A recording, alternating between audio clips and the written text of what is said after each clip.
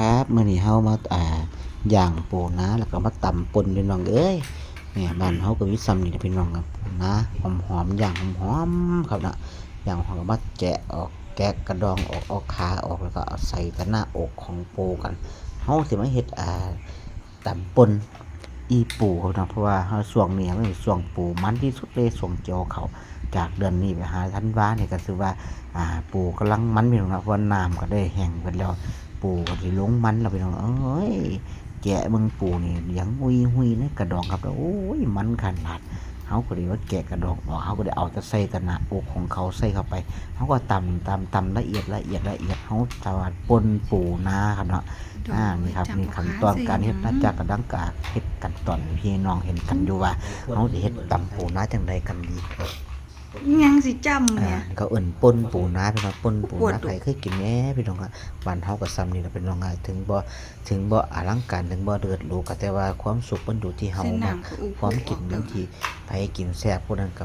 อยู่ได้ตลอดรอดฟังเท่านั้นกินเพื่ออยู่บ่มีอยู่เพื่อกินครับกินแบบธรรมชาติหาปูหา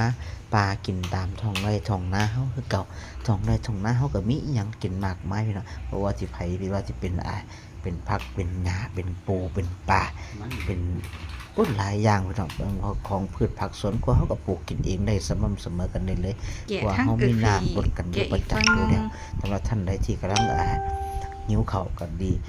กำลังเลิกงานก็ดีก็เขามากินป่นปูน้ำมาจากกันก่อนป่นปูนาก็ถือว่าเป็นอาหารพื้นเมืองทางภาคอีสานก็ถือว่าเลือดอยู่คือกันเป็นว่าหลายท่านหลายคนก็มักกินคือจังกันนะจ๊ะกินกับตำดีให้ละเอียดหยอดน้ำปลาร้าหยอดผงชูรสลงไปหยอดผงนัวลงไปก็ถือว่าแซ่บเลือดประเสริฐสีกันเป็นมาเพราะว่าท่านใดนี่ครับตำใส่มาจ่ายเด้อไปวางกันมาตำโปกเข้าไปว่าโอ้ยมึงมาคนนะเพิ่นก็ยังพอควรกับภัตตาคารเป็นเนาะนี่ตั้งใจเฮ็ดอาหารแบบชั้นเลิศกันเลยเฮ็ดกินเองถึงแม้บ่เลิศรู้แต่ว่าเฮาก็เฮ็ดอยู่แบบพอเพียงอยู่กับ2คนกินน้ำกันแซ่บๆกันมีผักมีหยังเฮาก็มาลวกกินน้ำกัน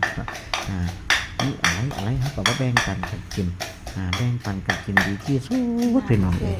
เพราะว่าเฮามันเป็นสัตว์สังคมเฮามีเจ้ามีเพื่อนร่วมทางกันว่าอยู่ข้างห้องก็ดีเพราะว่าอยู่เดือนไกลมีเพื่อนร่วมทางอยู่ใส่กับว่าเฮาก็มากินกันน้ำจัดนี่ครับตำละเอียดแล้วนี่ก็เป็นหน้าตาแบบนี้ครับป่นปูนามันช่วงนาเกี่ยวข้าวพี่เนาะนาเกี่ยวข้าวนี่ก็เป็นถึงฤดูกาลที่เฮาเก็บเกี่ยวเขาหรือว่าจะเป็นเขารอหรือว่าเป็นเขาหน้าปีกันดีท่านใดอยู่ทางบางกะเขาได้เก็บเกี่ยวเขาก็ได้มีพวกรายได้เสริมเขาได้แน่เพราะว่าอยู่ทางบ้านมาจากมื้อละ350กันโอ้ยพอได้อยู่ได้กินทั้งพอได้ใส่ครับเงินเนาะเงินทองกันหายากต้องลำบากหาเกี่ยวข้าวกันเพนว่าสั่งเลยครับกินกันนะ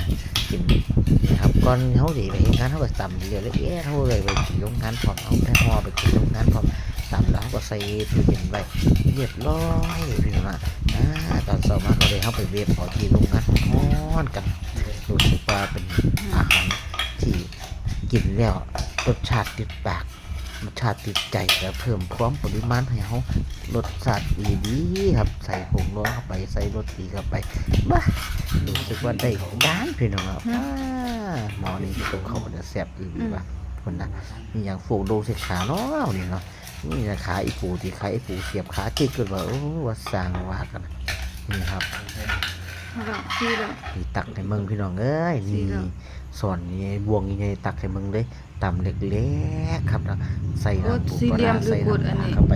แซ่บเลยก็เสือสี